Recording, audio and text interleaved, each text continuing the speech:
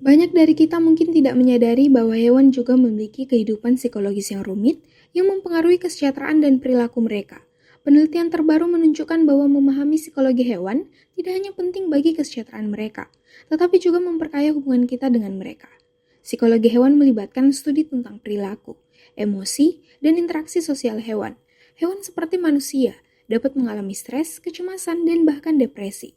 Perubahan lingkungan, kurangnya stimulasi, atau interaksi sosial yang buruk dapat berdampak negatif pada kesejahteraan mereka. Prof. Ratma, Kepala Program Studi S3 Ilmu Peternakan Unhas, menuturkan bahwa ketika kita berbicara tentang psikologi hewan, kita berbicara tentang memahami bagaimana mereka berpikir, merasa, dan berperilaku.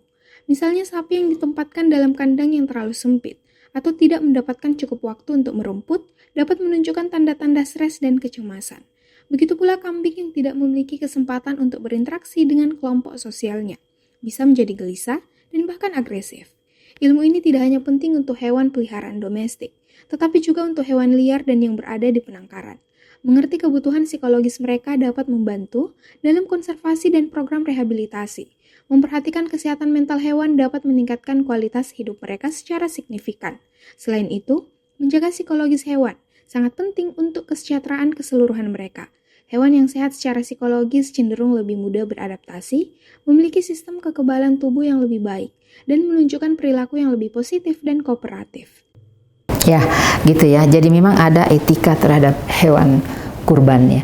Jadi dari hewan itu juga adalah makhluk ciptaan Allah yang dia bisa saja ada stres bila melihat ya, misalnya di sekelilingnya tidak sesuai dengan kondisinya ya.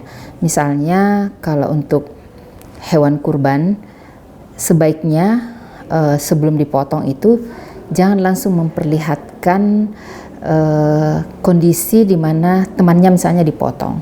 Kemudian pada saat pengangkutan dari tempat dia diangkut itu juga harus diperlakukan secara baik. Jadi hewan juga ada namanya kesehatan psikologi dan kesehatan fisik gitu. Jadi bukan cuma kesehatan fisiknya yang kita perhatikan, tapi juga secara psikologinya. Karena hewan juga mengalami rasa sedih, rasa sakit, rasa tidak nyaman gitu ya.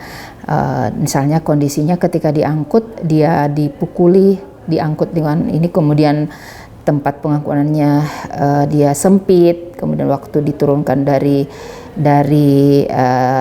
misalnya dari mobil dia harus lompat, mungkin bisa patah kakinya. Lalu pada saat sebelum pemotongan dia melihat kondisi lingkungannya tidak bersih dan sebagainya, itu hewan juga mengalami stres gitu. Sebagai peternak, ada banyak cara untuk mendukung kesehatan psikologis hewan ternak seperti sapi dan kambing.